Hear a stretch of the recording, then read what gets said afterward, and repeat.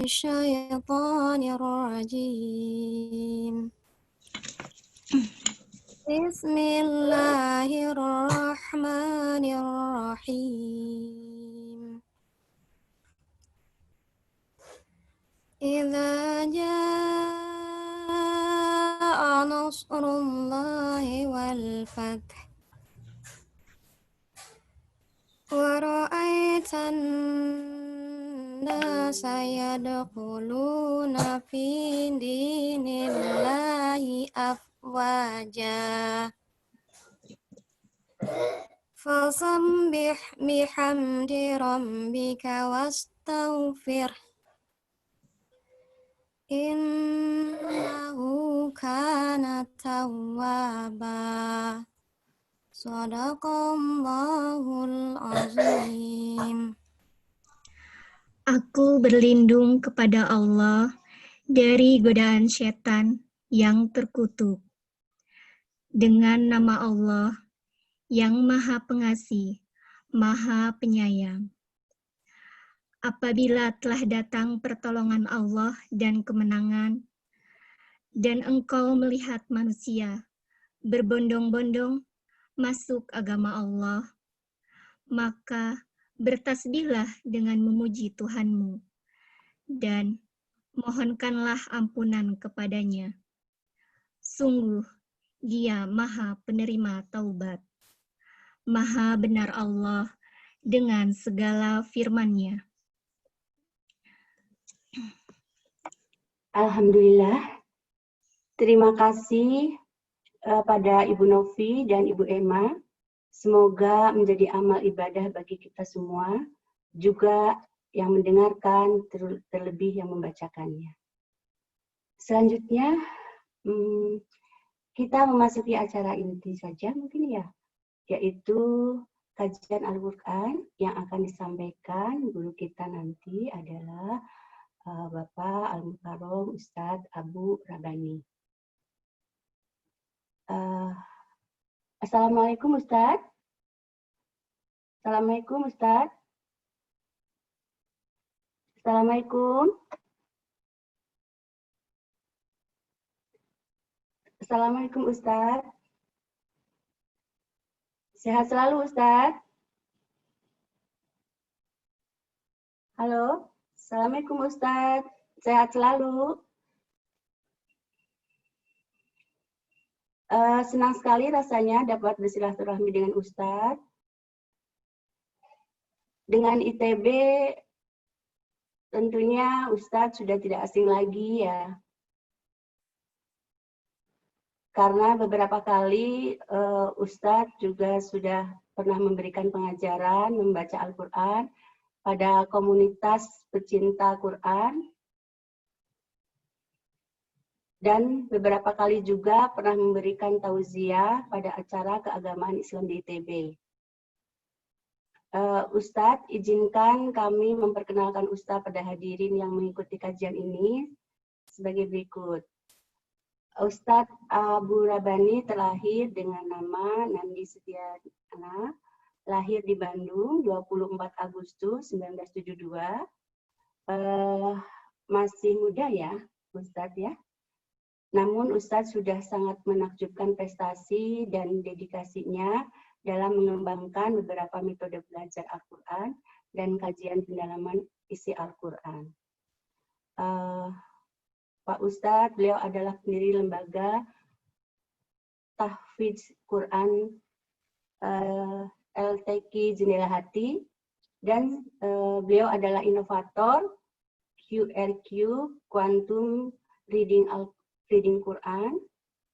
Aktivitas dan pengalaman beliau sangat banyak.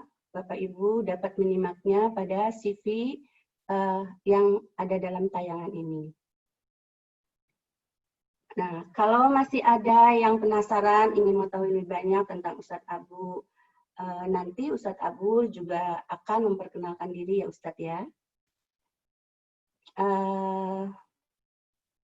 Oh ya Ustadz, sebelum Ustadz memperkenalkan diri, kami sedikit memperkenalkan dulu Ustadz apa itu Liga ITB, barangkali Ustadz masih apa itu Liga ITB?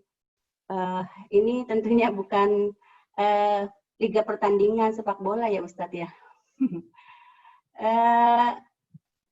Liga ITB ini singkatan dari li-nya itulah lingkaran, ga-nya adalah surga. Jadilah ini sebuah lingkaran surga.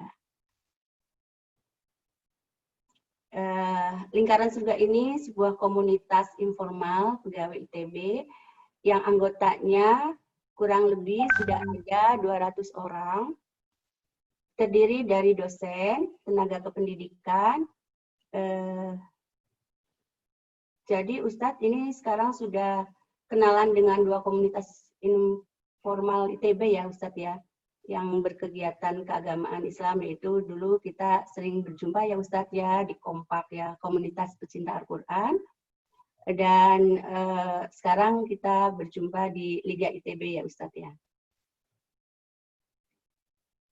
Baiklah, sebelum memasuki sesi kajian, kami sampaikan pada ibu-ibu saleha yang nanti akan bertanya, dapat kiranya menuliskan pertanyaan pada chat di laman ini.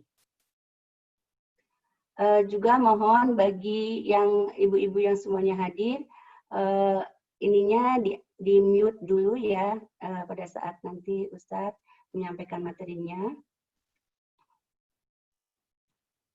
Baiklah, selanjutnya kami persilahkan Ustadz Abu Rabani untuk menyampaikan materi kajiannya. Waktunya 1 jam Ustadz. Ustadz, Assalamualaikum Ustadz. Punten ibu-ibu, Ustadznya sedang berusaha masuk, jadi ini masih bisa masuk. Ya. Ustadznya belum masuk ya? Ya, belum. Sedang berusaha masuk, ini belum masuk-masuk. Oke. Saya jadi tentunya nanti kita nunggu dulu Ustadz, ibu-ibu yang soleha. Tadi memang Pak Ustadz, ibu-ibu soleha di sini juga mungkin sebagian besar juga ikut juga di Kompak ya mungkin ya, komunitas pecinta Al-Quran. Jadi pernah berjumpa dengan beliau di beberapa sesi kajian Al-Quran dengan beliau. Nah, pagi hari ini kita akan kembali tentunya berjumpa dengan Ustadz Abu Rabani. Alhamdulillah dengan rahmat dan karunia Allah kita bahagia rasanya ibu-ibu soleha bisa berjumpa di masa pandemi, tentunya suasana yang sangat berbeda dengan pertemuan-pertemuan kita yang pada saat yang lalu dengan Ustadz Abu Rabani. Terima kasih sekali ini kepada panitia yang sudah menggagas acara ini, sehingga ini adalah acara kajian kedua ya Bu Fatimah Nur, kajian kedua. Ya betul Bu, kajian kedua. Ya, dan ya, betul. Semoga selanjutnya kita akan rutin sebulan sekali Bu Nur. Insya Allah Bu. Insya Allah ya ibu-ibu sekalian. Semoga semakin banyak yang bergabung untuk mengikuti kegiatan-kegiatan di Liga ITB ini. Kegiatan Liga ITB saat ini sudah ada program odol ya Bu ya, yang kemarin di launching pada saat sesi yang kemarin. Ya betul, kita sudah launching program odol saat kita mengadakan acara kajian dengan Ustadz Salim ya Bu ya. Dan sekarang alhamdulillah peserta odol semakin hari semakin bertambah. Mudah-mudahan bagi ibu-ibu yang belum bergabung di grup odol nanti bisa bergabung. Insya Allah nanti akan dikirim ulang linknya di grup Liga. Ya Bu. Ibu Fatimah, kalau suara saya sekarang sudah kedengaran? Oh, kedengar jelas, Bu. Terdengar jelas. Belum ya tadi ya. Waktu awal-awal mungkin tadi belum di unmute kayaknya. Bu Fatimah, kalau ini juga nanti di YouTube, di channel YouTube ada kah? Atau seperti apa? Ada. Sedang live streaming juga, Bu. Nanti ya. insya Allah rekamannya juga akan di-upload lagi. Di-upload juga, iya. Oh ya, sebentar. Ustadznya baru masuk, sebentar. Oke. Ya, Ustadz sudah bergabung. Mangga, Ibu. Assalamualaikum, Ustadz. Assalamualaikum, Ustadz.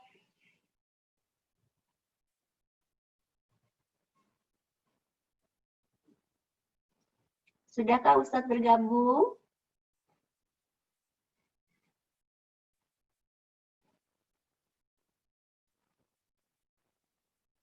Assalamualaikum, Ustadz.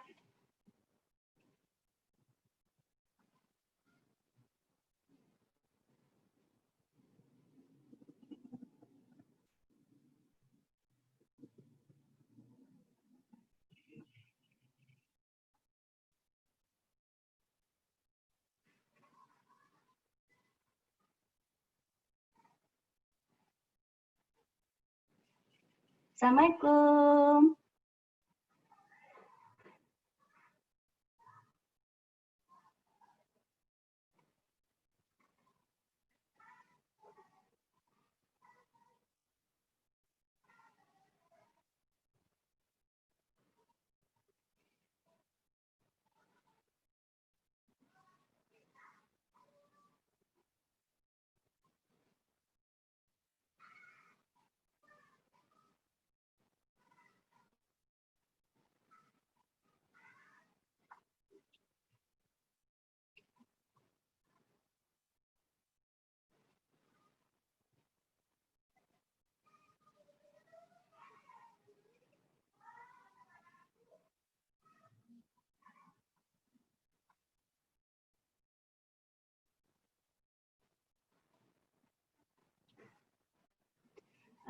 Baiklah baiklah ibu-ibu solehah.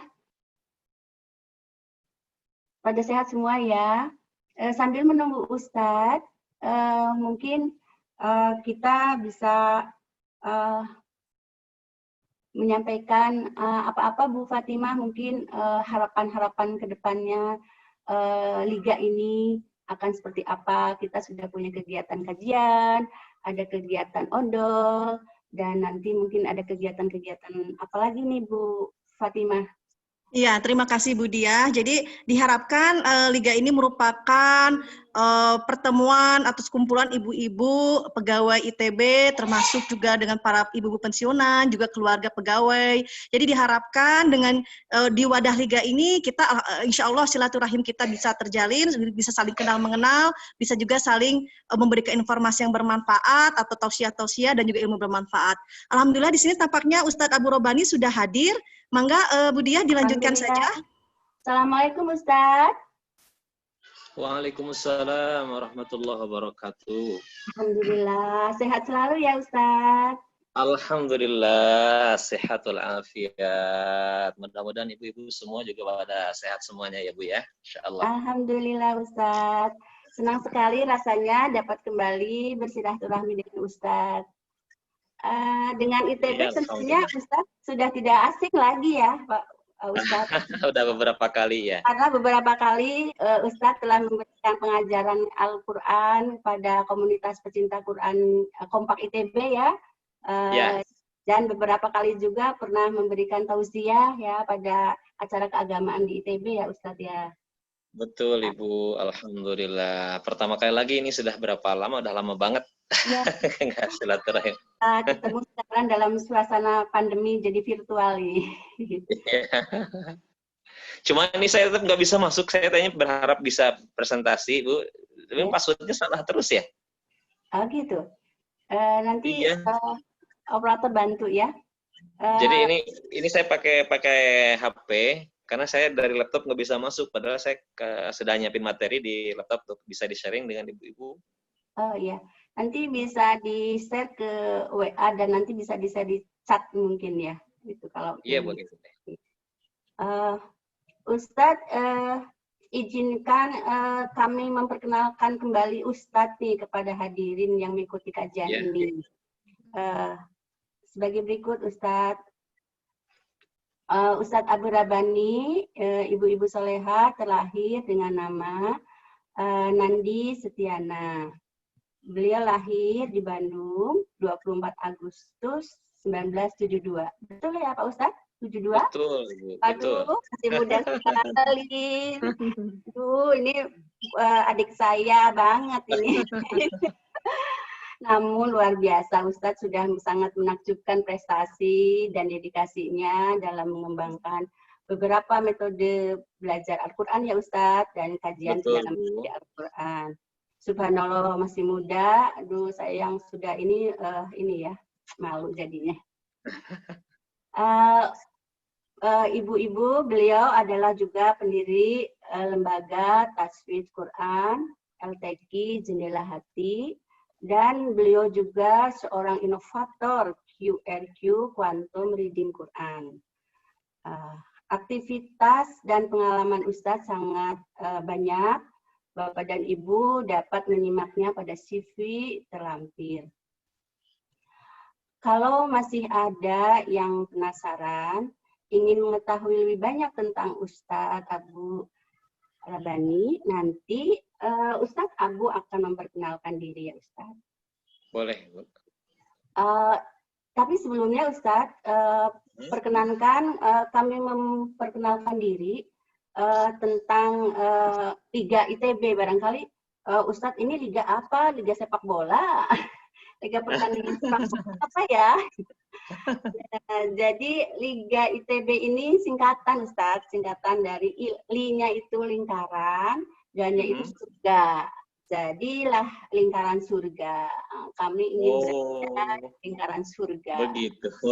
Ibu ini kirain tuh liga apa? Liga sepak bola ya. Iya, apaan liga? Liga lingkaran surga Ustadz. Nah Ustadz, Liga ini adalah sebuah komunitas informal sih, komunitas informal dari ITB yang anggotanya itu kurang lebih sudah ada 226 orang, terdiri dari dosen dan tenaga pendidikan.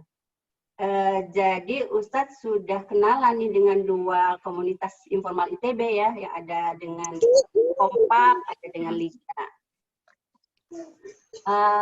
Baiklah.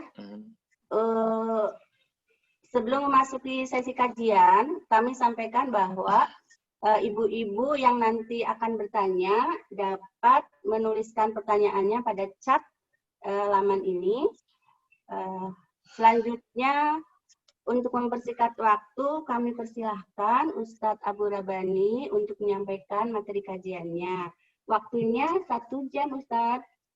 Ya, dan boleh. nanti akan ada tanya jawab sekitar 15 menit. Boleh, insya Allah. Mangga Ustadz, bisa dimulai. Baik, bismillahirrahmanirrahim. Assalamualaikum warahmatullahi wabarakatuh. Waalaikumsalam warahmatullahi wabarakatuh. Alhamdulillahilladzi anzala sakinata fi qulubil mu'minin liyazdadu imanan ma'a imanihim. Asyhadu an la ilaha illallah wahdahu la syarika lah wa asyhadu anna Muhammadan abduhu wa rasuluhu alladzi la nabiyya ba'da amma ba'd.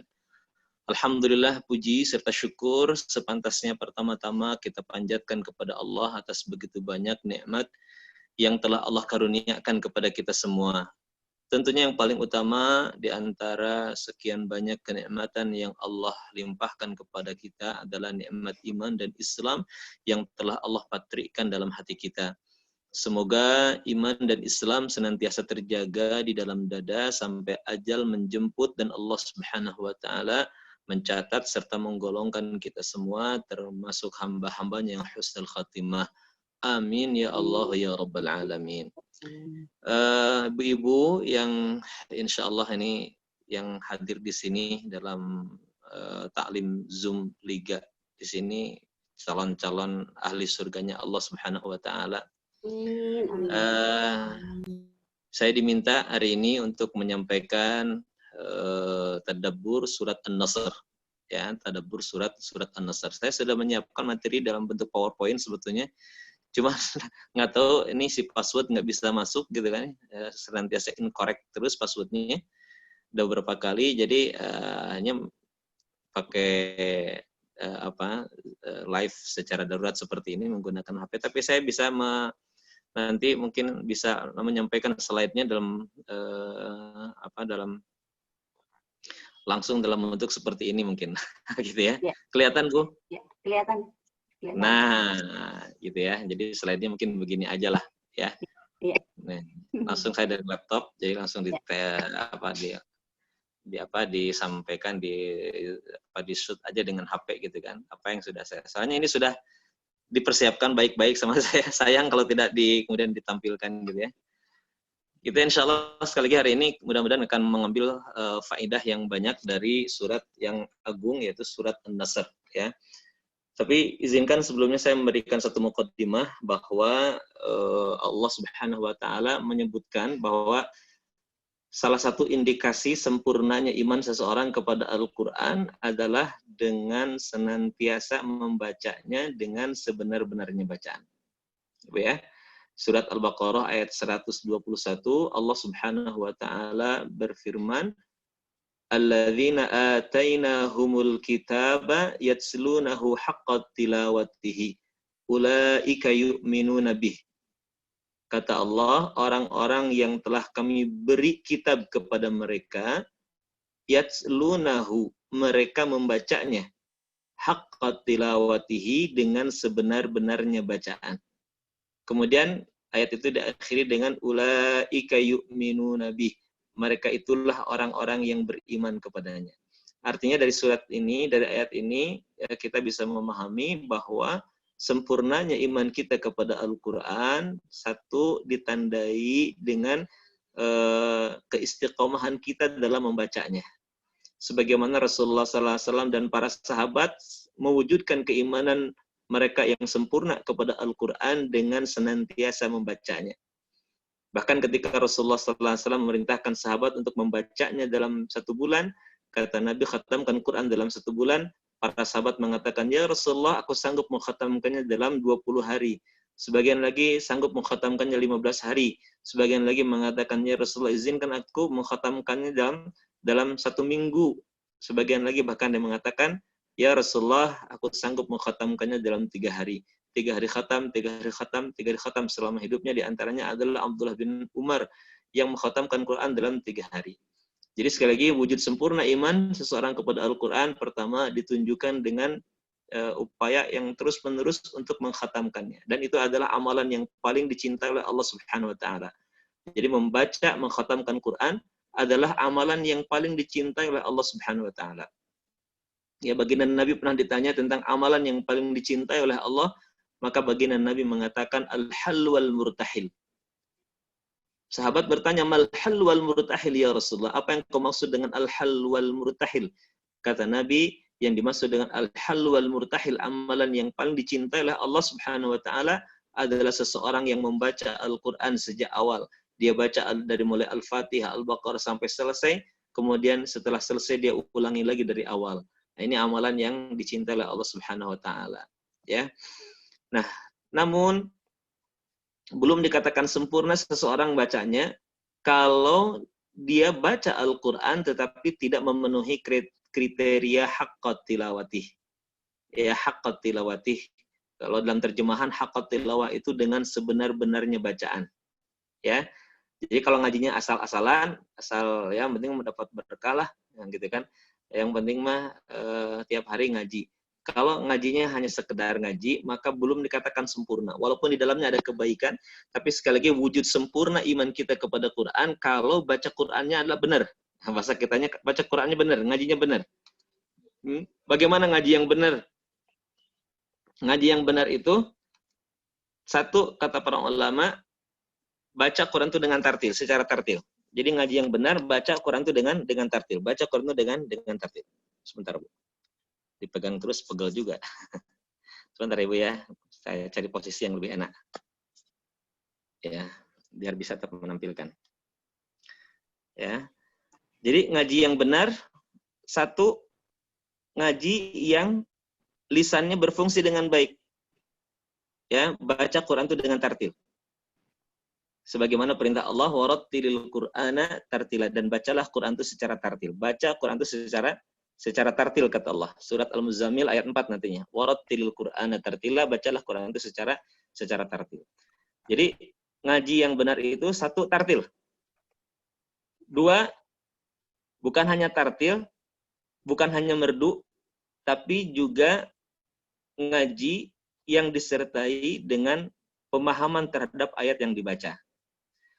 Jadi ngaji yang benar itu bukan sekedar baca, tapi ngerti apa yang dibaca, minimal nantinya memahami secara global. Jangan sampai nanti begini Bu, minimal misalnya ayat Allah Subhanahu wa taala menurunkan isinya tentang kebahagiaan, kita sedih. Atau ayat yang berisikan informasi kesedihan, kita bahagia. Kan jadi nggak nyambung ya. Ini bisa terjadi kalau kita nggak paham. Jadi minimal kita memahami secara global tentang isi ayat yang kita baca. Jangan kayak tetangga saya, katanya hafal Al-Ma'un sejak SD, tapi ketika ditanya, jangankan isinya, arti Al-Ma'un aja nggak bisa ngejawab. Kan parah Bu ya? Ya, karena arti Al-Ma'un itu apa? Ada yang tahu? Tuh kan jangan sampai kayak tetangga saya juga. Apa ya arti Al-Ma'un? Nggak ngerti gitu ya. Ada yang tahu apa Al-Ma'un? Barang yang berguna, Ustadz. Kan gitu, luar biasa Ibu di sini. Kan nggak salah saya makanya mengatakan tadi Ibu yang hadir di sini, insya Allah dari wajah-wajahnya yang kelihatan di sini, ini calon-calon ahli surganya Allah Subhanahu Wa Taala ini, insya Allah ya. Amin. Jadi intinya paham. Misalkan ketika Allah menurunkan atau kita baca, ketika kita membaca ayat ya ayyuhalladzina amanu tubu ilallahi taubatan nasuha, minimal kita memahami ayat ini berisikan tentang taubat, kayak gitu kan, nasihat Allah agar kita bertaubat, gitu ya. Nah ini paham. Yang kedua, bukan hanya paham, ya, bukan hanya paham ketika dibaca, tapi juga Allah mensyariatkan kita untuk mentadabburinya. Dan judul kita pada hari ini adalah tadabbur, gitu kan. Artinya bukan sekedar baca, tapi juga ada tadabbur. Tapi bukan sekedar tadabbur, yang kita inginkan juga mahir juga bacanya, karena ada orang yang memahami Quran tapi jarang baca. Sampai kemudian dia berdalih baca Quran berkali-kali khatam jeung teu ngarti mah ciga monyet ngagugulung kalapa. Kan suka ada yang pernah dengar gitu, Bu? Saya kira ini kayak benar tapi juga salah ya, kayak benar tapi padahal salah gitu. Kenapa? Karena membaca itu satu tuntunan, ya satu tuntutan, memahami Quran tuntutan yang lain. Membaca Al-Quran adalah satu kewajiban, memahami Al-Quran adalah kewajiban yang lain, sama-sama kewajiban. Mentadabburkan juga adalah sebuah bentuk kewajiban, karena Allah Subhanahu wa taala menegur orang-orang yang ngaji, kemudian dia ngerti apa yang dibaca tapi dia tidak pernah tadabbur. Kata Allah, afala yatadabbaruna al-Qur'an am 'ala qulubin aqfaluha? Maka tidakkah mereka mentadabburkan Al-Qur'an, ataukah hati-hati mereka yang telah terkunci, kata Allah. Artinya orang yang tidak pernah tadabbur, ya, mereka orang-orang yang memiliki indikasi hati yang terkunci, ya, hatinya terkunci, kata Allah. Am ala qulubin aqfaluha, ataukah memang dalam hati itu ada penutup, ada kunci, sehingga kemudian mereka tidak mentadabburkan. Apa itu tadabbur? Kalau faham itu fungsi akal, tartil itu fungsi lisan, kalau tadabbur itu fungsi hati, Bu.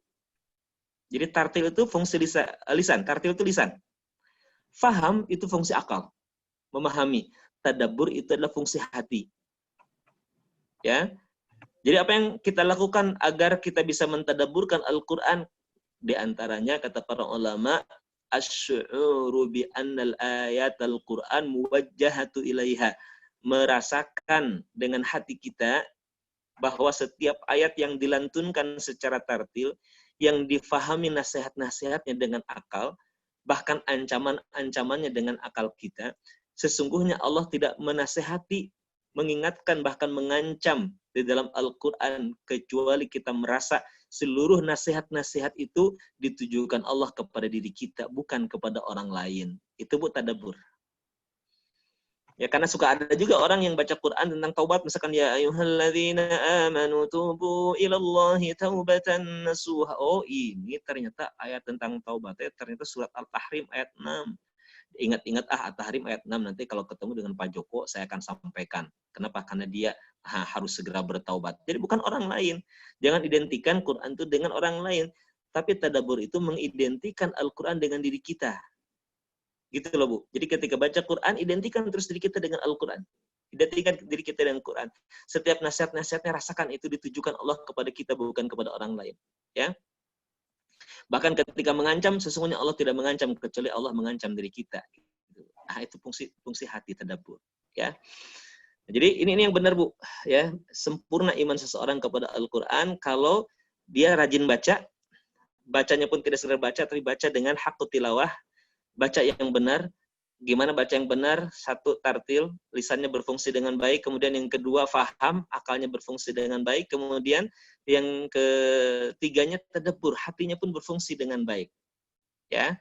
Dan insya Allah hari ini kita akan bahas gitu kan surat An-Nasr. Dan izinkan saya sebelum membahasnya, ya, mentadaburkannya, untuk menyampaikan dulu bagaimana cara membacanya dengan tartil. Ya. Saya sampaikan dulu karena tidak sedikit orang yang membaca surat An-Nasr ini salah sehingga kemudian melenceng dari kaidah-kaidah tartil. Boleh nanti sambil Ibu simak di rumah dan dilatih ya. Saya akan baca dan saya sampaikan hal-hal mana yang mesti diperhatikan ketika baca surat An-Nasr. Ya, sehingga nanti bukan saja selesai kajian ini Ibu ngerti tentang isi surat An-Nasr, tapi juga bisa membacanya dengan baik. Dan bukan hanya sekedar bisa membacanya dengan baik, tapi juga ngerti gitu kan apa isi kandungan nasihat yang ingin Allah sampaikan dari surat An-Nasr ini. Ya, oleh karena itu tolong disimak baik-baik. Saya akan contohkan dan Ibu silahkan untuk mempelajarinya di rumah ya. A'udzu billahi minasy syaithanir rajim. Bismillahirrahmanirrahim. Idza jaa nasrullahi wal fath. Ayat pertama yang mesti diperhatikan, ja-nya itu panjang karena ada bendera di atasnya, tapi seringkali za-nya ke bawah panjang, Bu. Idza ja nggak boleh. Ya, nggak boleh, tapi cukup idza ja. Idza za-nya panjangkan tapi cukup 2 harokat. Nah, saya punya cara tadi kalau di mukadimah sudah diperkenalkan, saya punya satu metode namanya QRQ.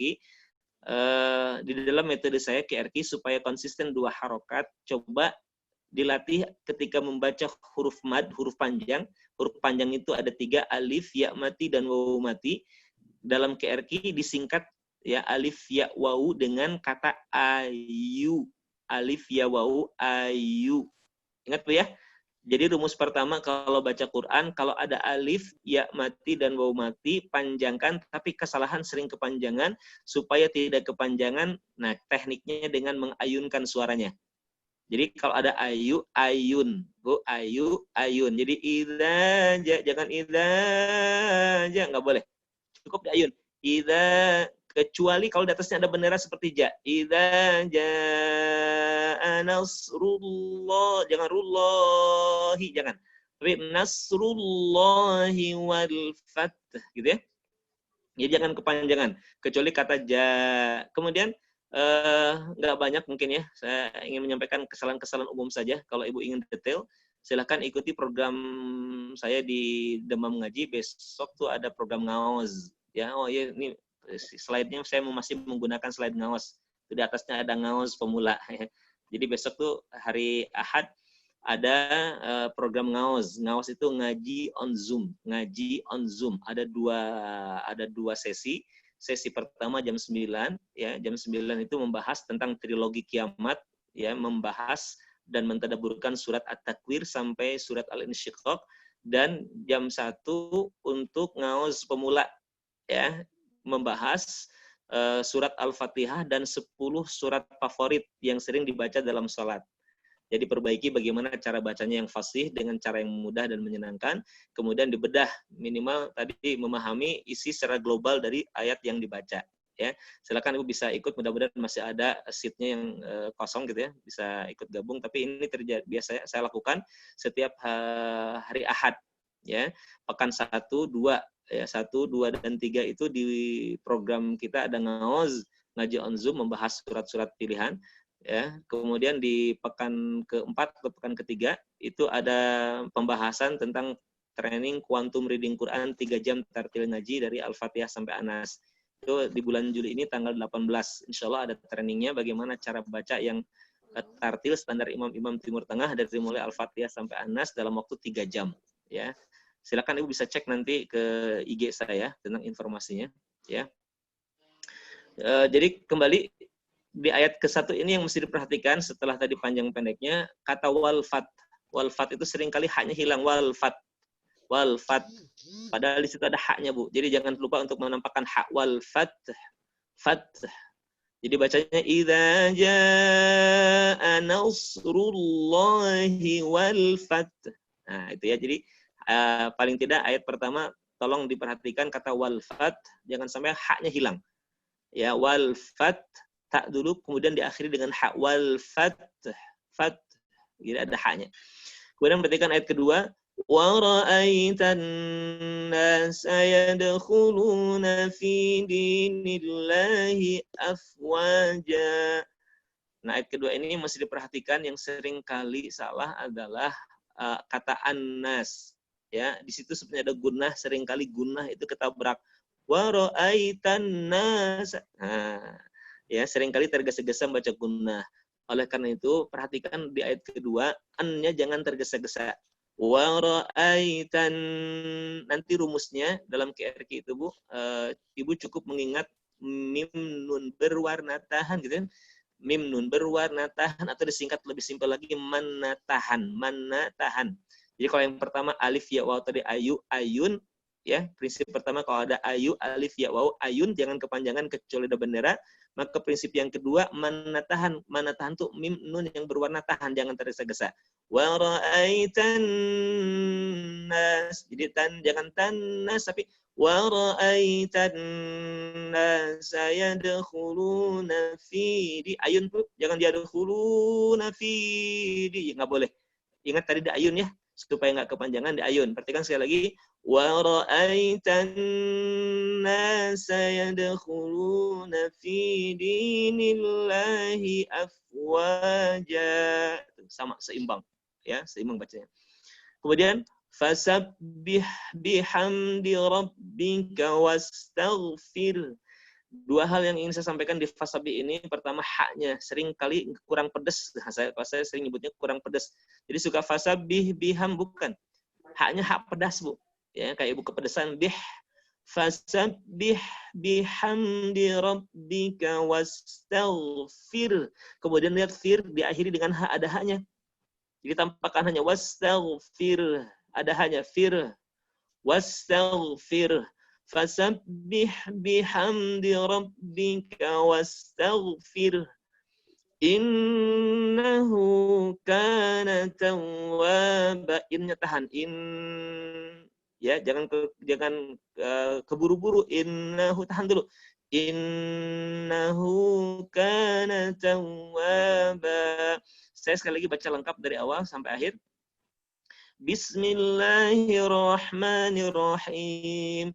Idza jaa nasrullahi wal fath wa ra'aitan nasa yadkhuluna fi dinillahi afwaja fasabbih bihamdi rabbika wastaghfir innahu kana tawwaba. Gitu ya, Bu. Bisa kira-kira silakan nanti dipraktekkan di rumah, Bu ya. Silakan dipraktekkan bagaimana cara membaca surat An-Nasr ya. Di IG saya juga sudah lengkap, Bu ya. Untuk 10 surat terakhir ini sudah saya bedah bagaimana cara membaca setiap kata dalam surat An-Nasr ya. Silakan buka IG. IG-nya aburabbani.qrq ini nih. Ini IG-nya nih. aburabbani.qrq. aburabbani.qrq. Ini IG saya. Atau kalau ingin lebih lengkap lagi, murotalnya ada di YouTube. YouTube-nya boleh silakan dicek Abu Rabbani ya. Buka YouTube-nya, kemudian searching aja Abu Rabbani ya. Jangan lupa untuk subscribe, like, comment, and share. Gitu ya. Ya, terakhir saya sedang memecah surat-surat juz-juz dalam per surat ya. Jadi sebentar lagi insya Allah mau selesai murotal per surat juz ke-28. Ibu silakan bisa dicek ya di YouTube-nya. Baik. Kita masuk dulu ke terjemahan ayat. Idza jaa nasrullahi wal fath, apabila telah datang pertolongan Allah dan kemenangan. Ya. Wa ra'aitan nas sayadkhuluna fi dinillahi afwaja. Wa ra'aitan nas, dan kamu lihat manusia yadkhuluna fi dinillahi afwaja, masuk ke dalam agama Allah afwaja, dengan berbondong-bondong. Kemudian kata Allah, fasabbih bihamdi rabbika wastaghfir, maka bertasbihlah dengan memuji Tuhanmu dan memohon ampun kepadanya. Innahu kana tawwaba, sesungguhnya dia adalah Maha penerima taubat. Ya, baik. Kita bahas pertama sebelum asbabun nuzul, kita bahas tentang identitas surat An-Nasr. An-Nasr ini turun di Mekah. Ya, tepatnya di Mina di pertengahan hari Tasyrik. Karena dia turun di Mekah, jadi dia Makkiyah atau Madaniyah, Bu? Ada yang bisa jawab dulu? Saya pengen tahu. Kalau nggak ada tahu, boleh tempe. Ya, jadi surat An-Nasr ini turun di Mekah di pertengahan hari Tasyrik, tepatnya di Mina. Ya. Makkiyah. Apa? Makkiyah atau Madaniyah? Makkiyah. Iya, Makkiyah, sepakat semua? insya Allah. Sepakat semua Makkiyah? Sepakat. Padahal kalau Ibu lihat saya di awal, kita lihat lagi di awal, saya sudah ngasih mukadimah, Bu. Lihat. Nah, lihat. Saya sudah ngasih mukadimah. Surat An-Nasr artinya pertolongan, kemudian apa itu? Madaniyah. Madaniyah, 3 ayat. Jadi An-Nasr itu Makkiyah, Madaniyah? Madaniyah. Madaniyah. Madaniyah. Madaniyah. Ya, Madaniyah. Madaniyah. Tapi kenapa tadi Makkiyah? Karena ngasih mukadimah turun di Mekah. Makanya, Ibu, ada satu hal yang saya ingin koreksi. Ya, karena ini sudah mendarah daging gitu kan. Sejak kita SD diajarkan kalau ayat yang turun di Mekah adalah Makkiyah, Madaniyah adalah ayat yang turun di Madinah. Jadi kalau ditanya dibalik, apa itu Makkiyah, ayat-ayat yang turun di Mekah, kan gitu ya. Madaniyah adalah ayat-ayat yang turun di Madinah. Padahal nggak semua ayat Madaniyah turun di Madinah. Jadi definisi yang lebih tepat, Makkiyah adalah ayat-ayat yang diturunkan pada fase dakwah Nabi di Mekah sebelum hijrah ke Madinah. Jadi sebelum Nabi hijrah ke Madinah, artinya periode dakwahnya adalah periode Mekah, maka ayat-ayat yang turun pada saat itu disebut dengan ayat-ayat Makkiyah. Sementara setelah Nabi Shallallahu Alaihi Wasallam hijrah ke Madinah, kemudian berdakwah di Madinah, nah ayat-ayat yang turun setelah Nabi berdakwah di Madinah, setelah hijrah ke Madinah, maka ayat-ayat itu disebut dengan Madaniyah. Walaupun sekali lagi turunnya di Mekah. Contohnya surat An-Nasr ini. Surat An-Nasr ini diturunkan di tahun terakhir Nabi, ya, di tahun ke-10 Hijriah. Ya. Setelah Nabi hijrah, ya. Jadi tahun ke-10 Nabi hijrah di Madinah. Ya. Artinya ini di akhir-akhir, bahkan An-Nasr ini memang surat terakhir, Bu. Surat terakhir yang Allah turunkan yang secara utuh. Nanti selain ini ada kan Al-Yauma Akmaltu adalah ayat-ayat terakhir. Ya, walaupun Al-Yauma Akmaltu bukan satu-satunya terakhir gitu. Nanti ada lagi ayat yang terakhir. Tapi para ulama sepakat kalau surat yang terakhir yang utuh yang Allah turunkan kepada Rasulullah adalah An-Nasr. Jadi kalau ditanya apa surat yang utuh Allah turunkan gitu ya kepada Rasulullah SAW yang terakhir, jawabannya bukan Al-Yauma Akmaltu, karena Al-Yauma Akmaltu itu adalah bagian dari surat Al-Maidah. Gitu ya. Termasuk nanti ada yang mengatakan Al-Baqarah sebetulnya gitu ya, yang mengatakan ya bahwa ayat terakhir itu adalah surat Al-Baqarah, ayat berapa lupa saya itu. Tapi itu bagian dari surat.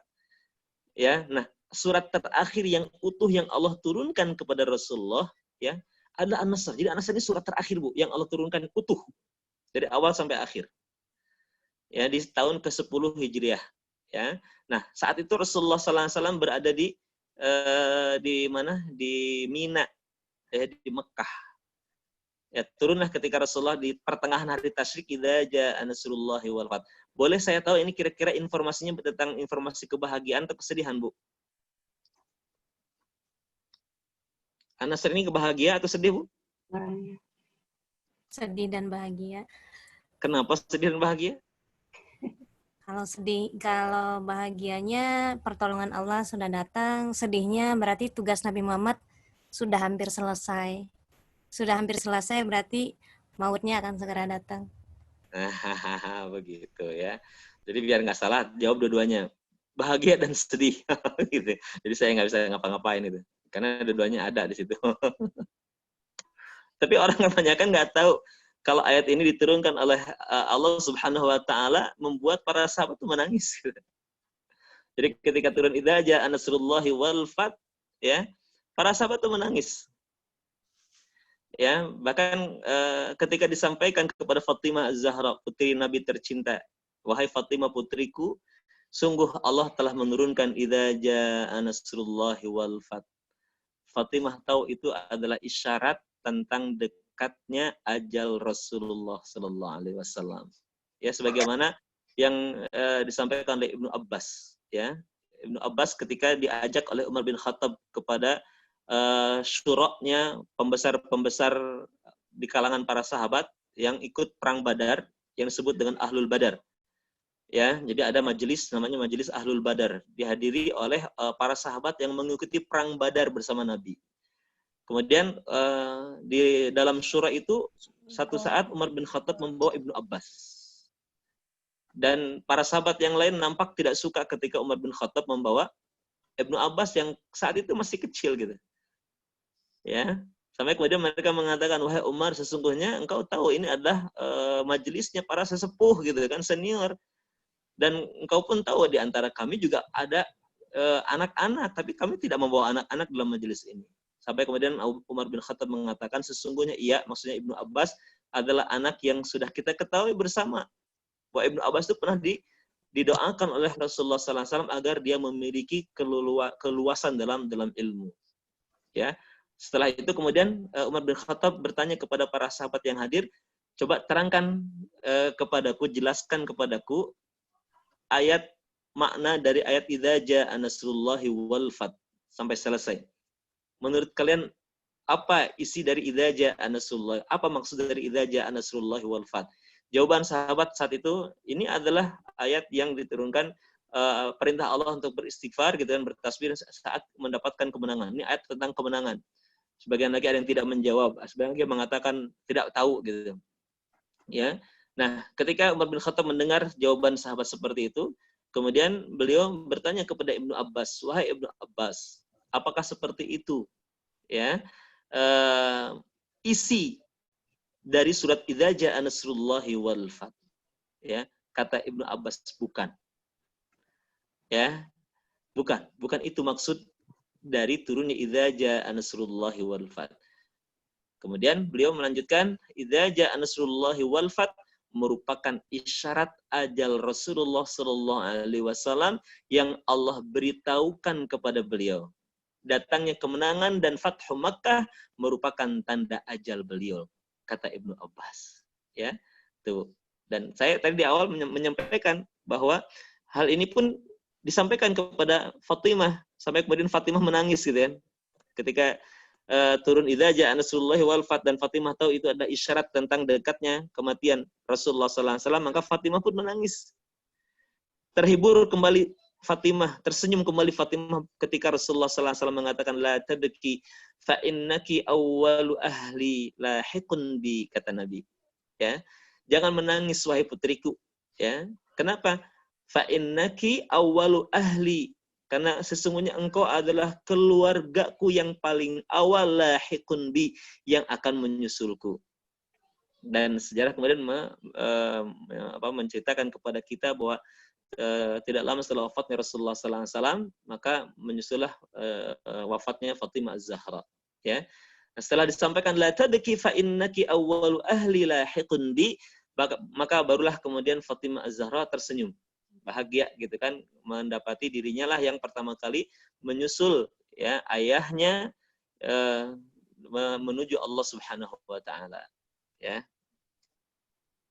Baik, itu sebagai latar belakang ya turunnya surat An-Nasr ini. Ya, dia adalah sekali lagi diturunkan oleh Allah Subhanahu wa taala sebagai isyarat qulna fi dinillahi afwaja, nanti itu adalah isyarat. Isyarat apa? Isyarat kalau Allah telah menolong, isyarat kalau tugas Nabi secara umum itu telah selesai. Ya, tugas Nabi menyampaikan risalah Islam, menyampaikan wahyu, mengajarkan Al-Qur'an kepada manusia itu selesai. Karena sudah selesai nanti Allah perintahkan Rasulullah fasabbih. Oleh karena itu bertasbihlah engkau ya bihamdika dengan memuji Tuhanmu, wastaghfir dan beristighfarlah. Ya, jadi dari ayat 1 sampai ayat 2 itu adalah isyarat kalau tugas Nabi itu selesai menyampaikan risalah Islam kepada manusia, menyampaikan Al-Qur'an, mengajarkan Al-Qur'an, mengajarkan hikmah kepada manusia, itu telah tuntas. Karena sudah selesai, tiba saatnya Rasul Allah kembali kepada Allah Subhanahu wa taala. Dan dalam berbagai riwayat kemudian disebutkan di antaranya setelah turunnya idza jaa nasrullahi wal fath, 80 hari kemudian wafatlah Rasulullah.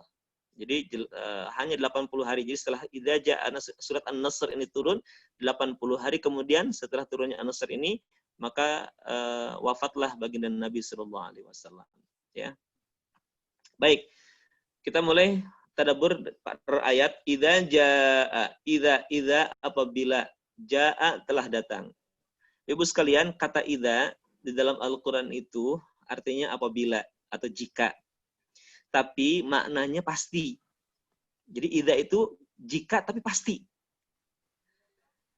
Ya. Bukan sesuatu yang jika di sini bisa jadi iya, bisa tidak. Nanti kalau bisa jadi iya atau bisa jadi tidak gitu kan, itu dalam Al-Qur'an dengan menggunakan in kuntum mu'minin.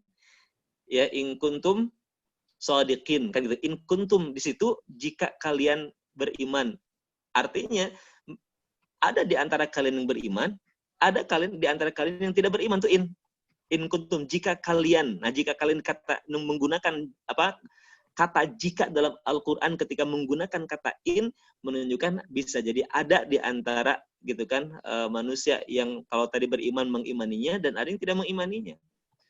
Satu lagi dalam bahasa Arab itu ada lau. Lau juga artinya jika. Jikalau gitu kan, jikalau, lau. Nah, dari kata lau, jikalau gitu kan. Jikalau. Nah, kalau lau itu biasanya perandaian maknanya. Ya, lau ta'lamuna ilmal yakin. Ya. Kalla lau ta'lamun. Kalla sekali-kali tidak, kata Allah, lau ta'lamuna ilmal yakin. Jika seandainya kau mengetahui ilmal yakin, mengetahui apa? Mengetahui kondisi kejadian hari akhirat sebagaimana kejadian yang sesungguhnya. Kan enggak mustahil, Bu, ada orang yang tahu bagaimana peristiwa kiamat sesuai dengan kejadian aslinya, enggak ada yang tahu.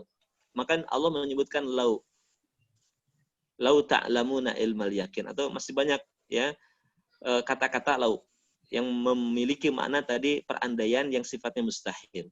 Nah, tapi kalau idza itu sifatnya pasti. Contoh misalkan idza zulzilatil ardu zilzala, apabila bumi digoncang dengan goncangan yang kuat. Nah, idza itu pasti. Bergoncangnya bumi, terjadinya kiamat itu pasti. Itu idza, Bu. Inna sa'ata la'atiyatun la raiba fiha. Sesungguhnya kejadian hari kiamat itu pasti terjadi. La raiba fiha, tidak ada keraguan sedikit pun, kata Allah. Nah, kalimatnya menggunakan idza. Ya, sebagaimana tadi Ibu hafal idza zulzilatil ardu zilzala di antaranya. Nah, idza aja apabila datang, dan ini pasti. Ya. Nasrullahi, apa yang datang? Nasrullahi, pertolongan Allah. Nasr itu artinya kemenangan. Dan ketika Nasr ini dinisbatkan kepada kata Allah, menunjukkan bahwa kemenangan itu bersumbernya dari Allah Subhanahu wa taala. Ya. Jadi kemenangan bersumber dari Allah Subhanahu wa taala. Sehingga ketika kita nanti menyadari kalau kemenangan-kemenangan, kesuksesan-kesuksesan yang kita raih, kita dapatkan itu bersumber dari Allah, tidak akan pernah kunci gudangnya aja dibawa oleh ratusan unta gitu kan, kebayang tuh bagaimana banyaknya. Tapi kemudian si Qarun merasa kalau apa yang telah didapatnya dari dunia itu, kata Qarun, sesungguhnya apa yang didapat ini adalah hasil jerih payahku. Ketika Musa meminta Qarun untuk mengeluarkan sebagian harta yang telah diberikan Allah kepadanya, kata si Qarun, kenapa aku harus memberikan hartaku kepada orang yang tidak ikut, orang Sunda ikut ilubiung dengan usahaku. Gitu.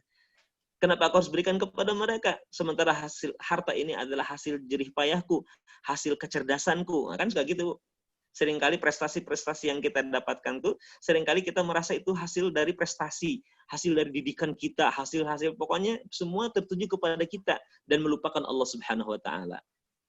Ya, maka ayat ini mengingatkan bahwa sesungguhnya semua kemenangan-kemenangan, prestasi-prestasi, kenikmatan-kenikmatan yang kita raih di dunia ini sesungguhnya semua itu bersumber dari Allah Subhanahu wa taala. Ya, wal fath, dan kemenangan. Dan sepakat para ulama kata wal fath dalam surat An-Nasr ini yang dimaksud adalah Fathul Makkah. Ya, al-fath di sini adalah Fathul Mekah, penaklukan kota Mekah yang terjadi di tahun ke-8 Hijriah. Ya, jadi penaklukan kota Mekah ini terjadi di tahun ke-8 Hijriah.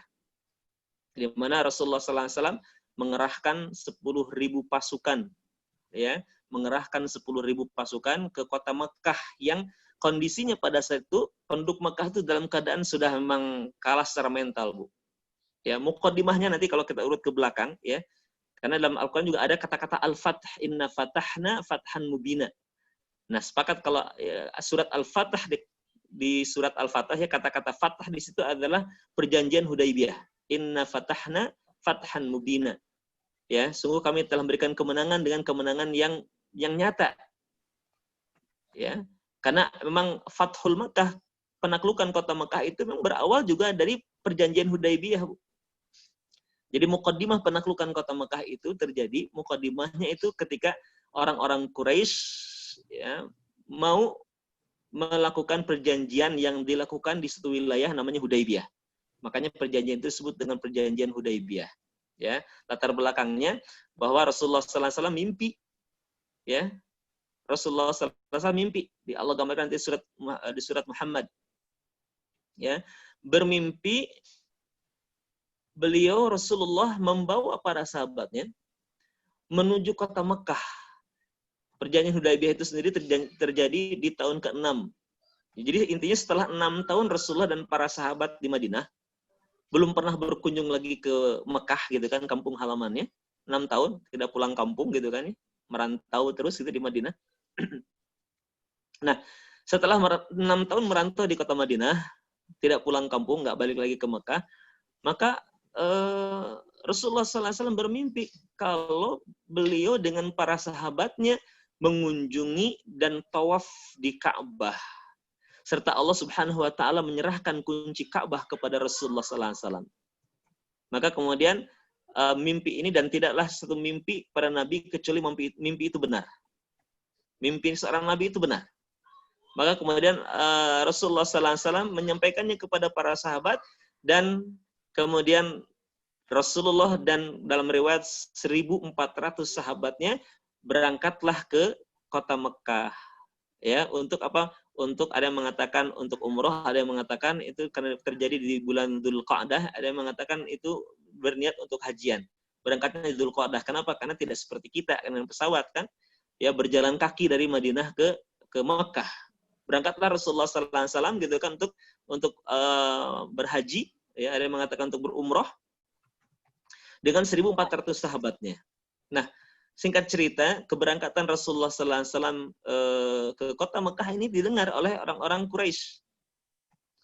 Ya, keberangkatan Nabi dengan 1.400 sahabat ini terdengar oleh orang-orang Quraisy, sehingga kemudian pembesar-pembesar Quraisy mengutus Khalid ibn Walid, ya, dan pasukan berkudanya untuk mencegah, ya, menghalangi Nabi Shallallahu Alaihi Wasallam untuk datang ke kota Mekah. Sehingga bahkan dalam riwayat bertemulah mereka, tapi dulu gentle, Bu. Kalau melihat gitu kan lawannya tidak bersenjata, tidak berani untuk menyerang, tidak mau untuk menyerang.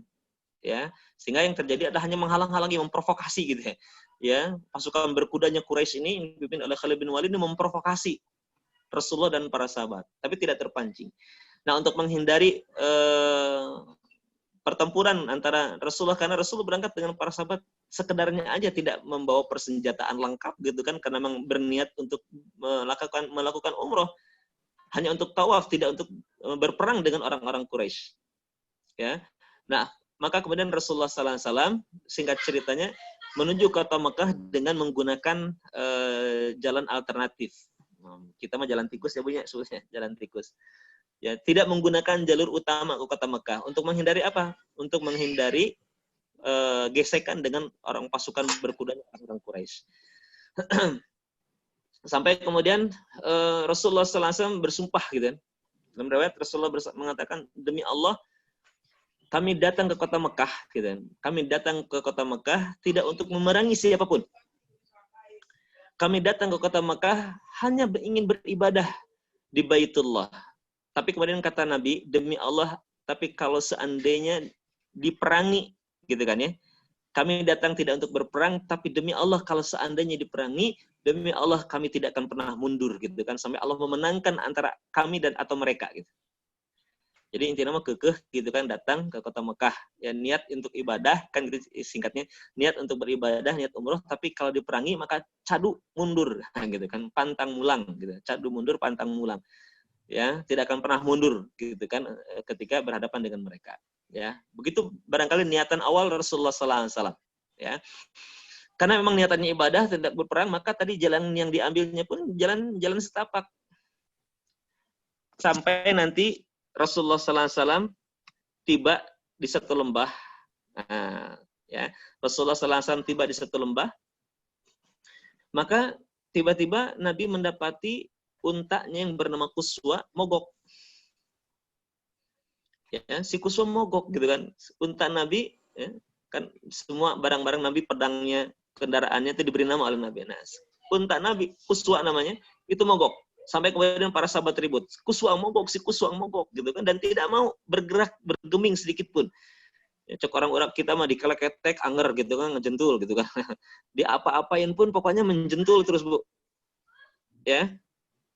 Si Kuswa mogok, ya pokoknya cek orang Sunda mah habenagen.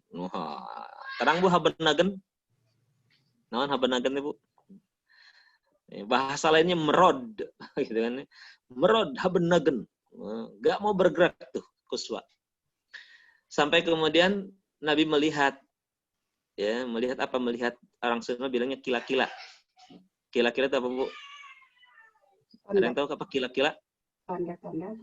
Tanda-tanda. Demi Allah kata Nabi, si Kuswa ini bukanlah binatang yang memiliki tabiat mogok. Ya, kalau kendaraan ini bukan kendaraan jadul gitu kan. Ya, sehingga dia bukan kendaraan yang mengidentik yang suka mogok. Ya. Nah, kemudian kenapa si Kuswa mogok? Maka Nabi menangkap ini sebagai bentuk kila-kila, sebagai bentuk tanda-tanda. Demi Allah kata Nabi, sesungguhnya Allah lah yang telah menahan si Kuswa, ya sebagaimana Allah menahan gajahnya pasukan ababil gitu kan. Surat Al-Fil, alam tara kaifa fa'ala rabbuka bi ashabil fil, ya. Di surat Al-Fil. Maksud saya pasukan gajahnya Abraha. Demi Allah, Allah lah yang telah menahan si Kuswa sebagaimana Allah telah menahan pasukan gajahnya Abraha.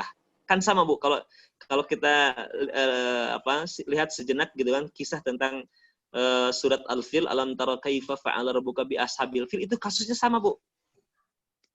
Jadi ketika si Abraha dengan pasukan gajahnya tiba di satu wilayah namanya Mughamis, ya, di Wadi Al-Muhasir namanya, Wadi Al-Muhasir, maka ketika si Abraha ini mau mengerahkan gajah-gajahnya untuk masuk kota Mekah, ya, maka gajah-gajahnya itu mogok Bu. Dan perhatikan kalimat yang disampaikan oleh Abraha itu hampir sama dengan apa yang disampaikan oleh Rasulullah. Kata si Abraha, demi Allah, ketika beliau berhadapan dengan Abdul Muthalib gitu kan ya, dengan Abdul Muthalib kakeknya Nabi, kata si Abraha, wahai Abdul Muthalib gitu kan, demi Allah aku datang ke kota Mekah ini tidak untuk memerangi penduduk Mekah. Aku datang ke kota Mekah ini untuk tidak untuk memerangi siapapun, tapi kami datang ke kota Mekah hanya ingin menghancurkan Ka'bah. Tapi kalau seandainya kedatangan kami untuk menghancurkan Ka'bah dihalang-halangi oleh orang-orang Mekah, pantang mundur kita Ibu. Ya, tak segan kami untuk memeranginya. Tapi kami datang gitu kan untuk menghancurkan Ka'bah, silakan perintahkan kepada penduduk Mekah untuk segera menyingkir. Ya, menyingkir. Jangan halangi kami untuk menghancurkan Ka'bah. Ya, tapi kalau dihalangi pasti akan diperangi. Nah, mirip-mirip lihat dengan perkataan Rasulullah SAW tadi. Demi Allah kami datang ke kota Mekah untuk beribadah gitu kan. Ya, tidak untuk memerangi kaumnya, tidak untuk memerangi siapapun, tapi demi Allah kalau seandainya kami dihalangi, diperangi, maka cadu mundur pantang mulang tadi kita. Maka kami pun pasti akan memeranginya. Ya, akhirnya kemudian si gajah-gajah tadi itu kemudian mogok, Bu. Mogok, ya, habenagan tadi, mugen, merod gitu kan. Anehnya ketika diarahkan ke utara, pokoknya ke arah manapun selain Ka'bah, ya, selain ke kota Mekah, si gajah-gajah itu berlari dengan kencang, bergerak dengan kencang. Tapi ketika kemudian diarahkan kembali ke kota Mekah, berhenti lagi, haben lagi, mogok lagi, Bu. Sampai kemudian kalau kisah Abraham kan, maka Allah kirimkan kemudian burung yang berbondong-bondong yang kemudian menghancurkan pasukan si Abraham ini. Ya, nah Nabi SAW menangkap tanda-tanda itu. Demi Allah, ini si kusa ini bukan binatang pemogok gitu, bukan kendaraan yang punya tabiat mogok. Demi Allah, Allah yang telah menahannya sebagaimana dulu pasukan gajah Abraha ditahan oleh Allah Subhanahu wa taala. Ya. Nah, oleh karena itulah kemudian Rasulullah SAW merubah perkataannya. Merubah lagi strateginya. Demi Allah kata Nabi. Karena kan tadi pokoknya masuk kalau diperangi pasti perang gitu kan. Artinya akan tertumpah darah di sana kan. Pasti akan tertumpah darah gitu. Pasti akan terjadi peperangan di kota suci. Dan Allah tidak menghendaki itu, maka ditahanlah si Quswa, ditahanlah si Quswa supaya tidak terjadi pertumpahan. Sampai kemudian Rasulullah SAW merubah strateginya. Demi Allah kata Nabi, andai orang-orang Quraisy ya mau berunding denganku, ya, andai orang-orang Quraisy mau memberikan persyaratan kepadaku agar aku bisa masuk kota Mekah dengan aman, agar aku bisa masuk kota Mekah dengan tanpa peperangan. Demi Allah, apapun syaratnya, aku akan penuhi. Tuh, menghindari perang. Ya, menghindari pertumpahan darah di kota Mekah. Kata Nabi, demi Allah, andai mereka mau gitu kan memberikan persyaratan, apapun persyaratannya agar aku bisa masuk kota Mekah dengan aman, maka demi Allah, apapun persyaratannya, aku akan penuhi. Nah, gitu Bu. Sampai kemudian Rasulullah SAW mengutus orang utusan untuk menyampaikan keinginannya tadi, berunding gitu kan. Maka akhirnya kemudian disepakati berunding. Maka diutuslah kemudian Suhail bin Amr. Ya, diutuslah seorang ahli diplomat di antara mereka, ya, yaitu Suhail bin Amr. Maka bertemulah Suhail bin Amr dengan baginda Nabi sallallahu alaihi wasallam di satu tempat, satu wilayah yang disebut dengan Hudaybiyah. Disitulah terjadi perjanjian Hudaybiyah, ya. Disebut juga Hudaybiyah kenapa? Merujuk kepada tempatnya namanya Hudaybiyah, ya. Nah, singkat cerita nantinya dalam perjanjian itu nampak para sahabat tidak suka, ya. Bahkan dalam riwayat Umar bin Khattab uring-uringan gitu kan. Uring-uringan dalam riwayat Umar bin Khattab uring-uringan. Ya Rasulullah, bukankah kita berada di atas kebenaran? Kalau kita perangi mereka pun gitu kan ya. Maka jihad nilainya, dan kalaupun kita mati kita syahid nilainya. Benar ya Umar. Dan kemudian kata Umar, ya Rasul, bukankah kau telah menjanjikan kepada kami kalau kita akan masuk kota Mekah dan kita akan tawaf di dalamnya? Apa kata Nabi? Benar wahai Umar. Tapi aku tidak menjanjikan kita akan masuk kota Mekah gitu kan, kemudian tawaf di dalamnya tahun ini kan, karena nanti di salah satu poin perjanjian yang pokoknya hanya satu gitu kan, perjanjian Hudaybiyah itu yang dirasa menguntungkan kaum muslimin.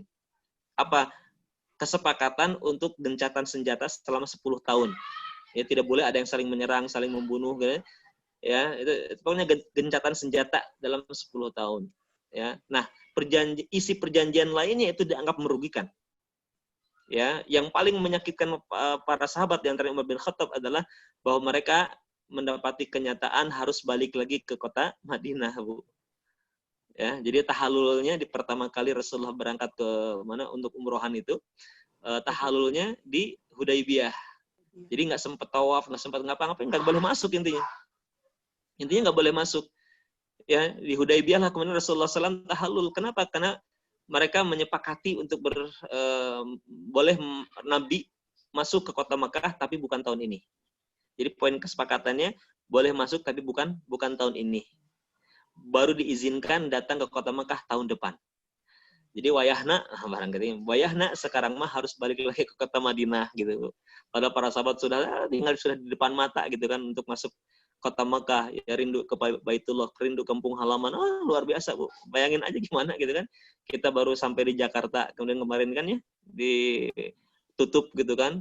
Tidak boleh ada lagi yang berangkat, ada yang juga sampai ke Jeddah gitu, suruh balik lagi ke Jakarta kan, sedihnya luar biasa, Bu. Kesedihan luar biasa. Nah, ini sudah berjalan, ini naik pesawat gitu kan. Ke Jakarta kemarin di Suta, ya naik pesawat, nunggu dari Suta gitu kan. Sampai di Jeddah, balik lagi ke Jakarta pun naik pesawat. Ini sudah berjalan kurang lebih 2 minggu perjalanan jalan kaki dari Madinah ke kota Mekah.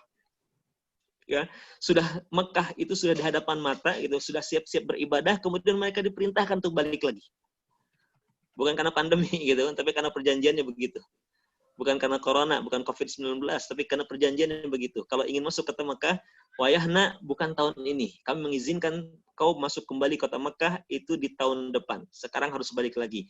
Dan tahun depan diizinkan pun hanya 3 hari. Muhammad, kau hanya diizinkan tahun depan datang 3 hari saja. Setelah 3 hari kau berada di kota Mekah, maka segera kau harus meninggalkan kota Mekah. Wah, itu berat buat para sahabat. Makanya tadi Umar bin Khattab uring-uringan. Saya mengatakan, ya Rasul, bukankah kau telah menjanjikan kepada kami kalau kita akan masuk kota Mekah dan tawaf di dalamnya?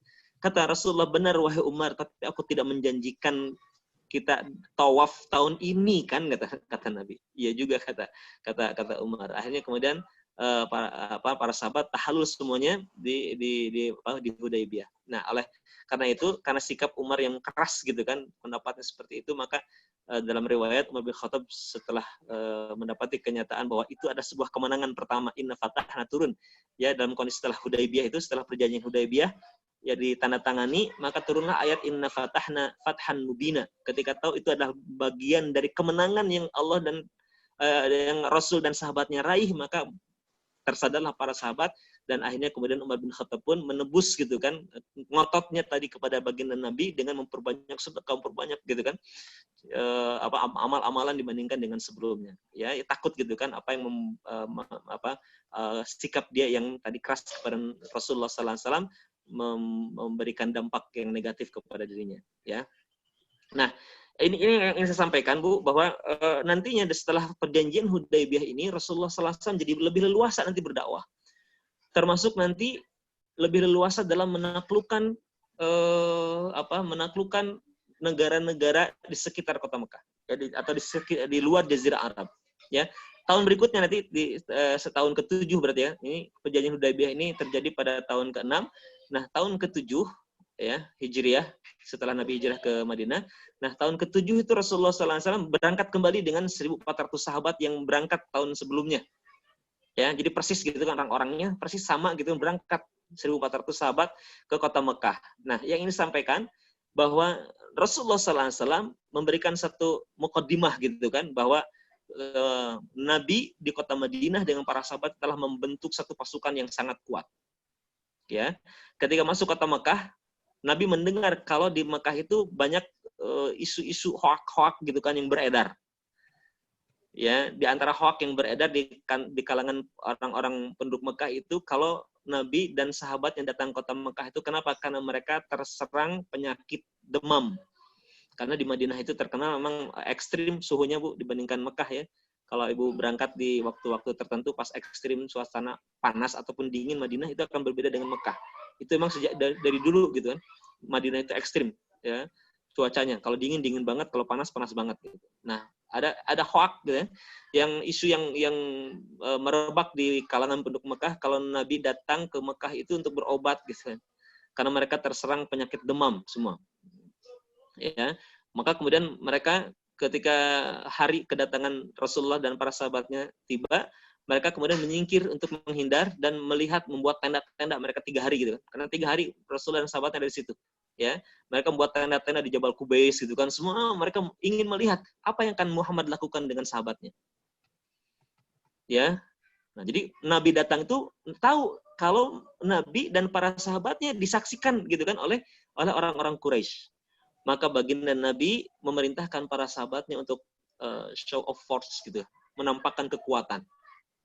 Apa yang Nabi lakukan kan kebayang Bu, jangankan jalan kaki ya, kita menempuh perjalanan udara dan darat aja kan capeknya luar biasa ya. Ya, begitu juga sahabat berjalan kaki gitu kan selama 2 minggu di terik matahari gitu kan. Jalan kaki kan kebayang kaki-kakinya pada melepuh gitu kan, capek luar biasa. Ya, dan Nabi tidak mau para sahabat yang melakukan ibadah tawaf dalam keadaan yang loyo ya, sehingga dilihat oleh orang-orang Quraisy gitu kan, penduduk Makkah sebagai orang-orang yang lemah.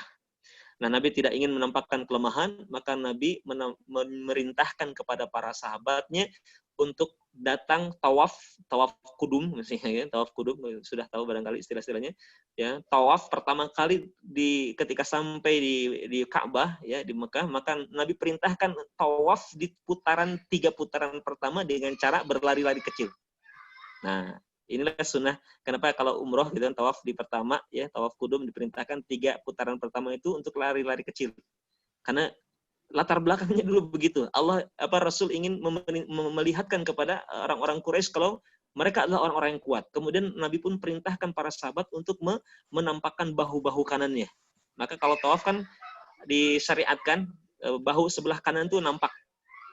Ya, kalau tidak sedang tawaf kan ditutup bahunya dua-duanya. Nah, kalau pas tawaf untuk laki-laki diperintahkan kan disyariatkan kalau tawaf itu menampakkan bahu sebelah kanan. Tujuannya apa? Supaya orang-orang Quraisy dulu yang menyaksikan para sahabat tawaf gitu kan di gunung-gunung sekitarnya ya. Melihat kalau para sahabat Nabi memiliki tubuh-tubuh yang kekar. Kan kebayang tuh ya. Si tangan-tangannya gitu kan kekar, nampak bahu-bahu para sahabat yang kekar-kekar gitu kan. Sehingga kemudian isu-isu kalau Pak Nabi dan Muhammad dan para sahabatnya itu pada sakit datang, pada lemah gitu kan, ternyata terbantahkan. Mana kami tidak melihat pasukan yang lemah. Justru kami melihat gitu kan, walaupun mereka telah melakukan perjalanan yang begitu jauh, melelahkan gitu kan, mereka tawaf dengan gagahnya. Mereka berlari-lari kecil gitu kan, tidak jalan loyo gitu. Mereka berlari-lari kecil dan nampaklah bahu-bahu para sahabat begitu kekar-kekar. Wah, Bu. Nah, ini serangan pertama Rasulullah SAW kepada pada orang-orang Quraisy. Ya. Nah, singkat ceritanya saja, karena waktu kita terbatas. Nanti sebelum penaklukan kota Mekah, Rasulullah SAW beberapa kali melakukan peperangan dengan negara-negara seputar di selain Jazirah Arab. Ya, pertama Rasulullah SAW menaklukkan Khaybar nanti. Ya, melakukan Khaybar. Dan kemampuan Rasulullah SAW untuk menaklukkan Khaybar ini membuat kemudian orang-orang Quraisy semakin gentar, semakin takut dengan kekuatan militernya kaum muslimin. Ya, nah terakhir sebelum nanti penaklukan kota Mekah, bahkan Rasulullah SAW berperang dengan bangsa Romawi. Ya, berperang dengan negara adidaya, negara yang memiliki persenjataan terkuat di dunia, persenjataan yang lengkap dan terkuat di dunia. Gak tanggung-tanggung gitu kan. Nabi berperang dengan komposisi sahabat 3.000 melawan 200.000 pasukan Romawi. Ya. Gitu. Ya. Ini jelang-jelang penaklukan kota Mekah. Ya. Di satu peperangan yang jaraknya 1.100 kilo. Jadi sebelum perang, para sahabat menempuh perjalanan 1.100 kilo berjalan kaki. Ya.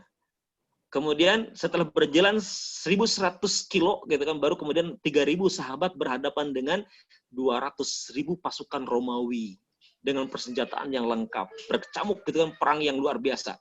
Bahkan Nabi sampai mengisyaratkan, dan itu pun tidak diikuti dengan Nabi. Ya, perang Mu'tah namanya. Di perang Mu'tah Nabi tidak ikut. Nabi hanya berpesan, ya, yang menjadi pemimpin kalian adalah Zaid bin Harithah. Kalau nanti Zaid bin Harithah gugur, maka penggantinya adalah Talhah bin Ubaidillah. Ya, kalau kemudian Talhah bin Ubaidillah juga gugur, maka penggantinya adalah Abdullah bin Rawahah. Ya, jadi dipimpin oleh 3 sahabat ini. Ini juga isyarat kalau 3 sahabat ini akan gugur gitu.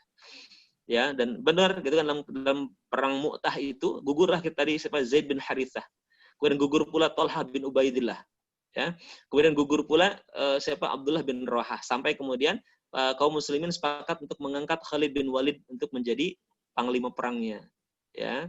Saat itu Khalid bin Walid sudah masuk Islam. Ya. Nah, Khalid bin Walid terkenal sebagai jago strategi. Ya, beliau itu tidak pernah kalah dalam peperangan, baik semasa dia masih kafir ataupun setelah jadi Islam Muslim. Peperangan yang dilakukan oleh Khalid bin Walid nggak pernah kalah, Bu.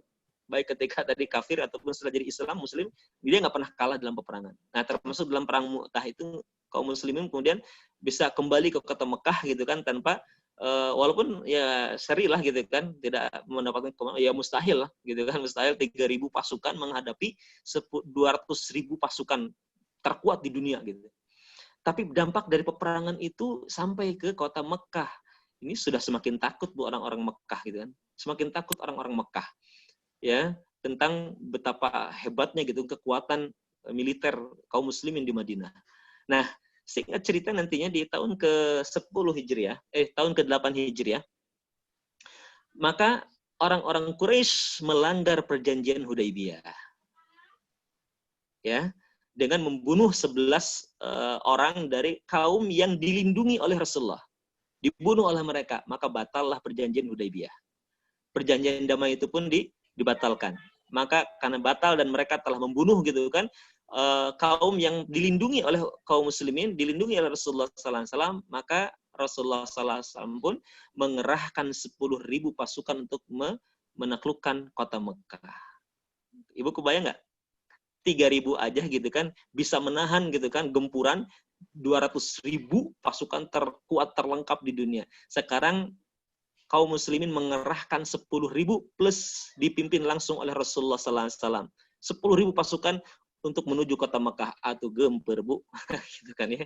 Ya, udah ketakutan duluan tuh orang Mekah.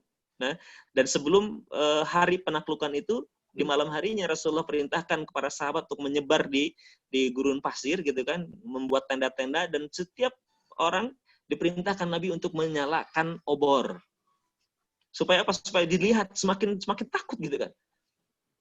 Ya, semakin takut, memberi rasa takut gitu kan, ya, ke orang-orang Quraisy. Sehingga kan 10.000 obor nampak dari kota Mekah, ya.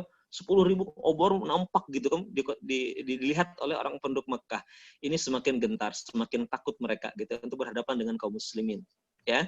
Sampai kemudian akhir ceritanya ketika Rasulullah SAW masuk nanti menaklukkan kota Mekah, maka tidak ada lagi perlawanan, tidak ada lagi pertumpahan darah, tidak satu tetes pun darah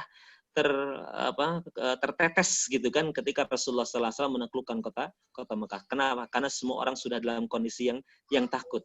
Ya, karena Rasulullah SAW memerintahkan ketika saat Nabi dan para sahabatnya di gurun pasir, datanglah Abu Sufyan dan istrinya dan menyatakan di situ keislamannya gitu kan ya. Dan Nabi kemudian memerintahkan Abu Sufyan untuk memerintahkan kepada orang-orang penduduk Mekah, barang siapa, sampaikan kepada penduduk Mekah, barang siapa yang berada di Ka'bah maka dia akan aman. Gitu kan, barang siapa yang ada di rumahnya dia juga akan aman.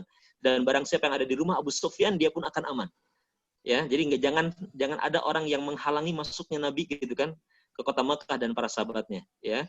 Maka siapa yang di rumahnya dia akan aman. Siapa yang di Ka'bah dia akan aman. Siapa yang ada di rumah Abu Sufyan juga akan aman.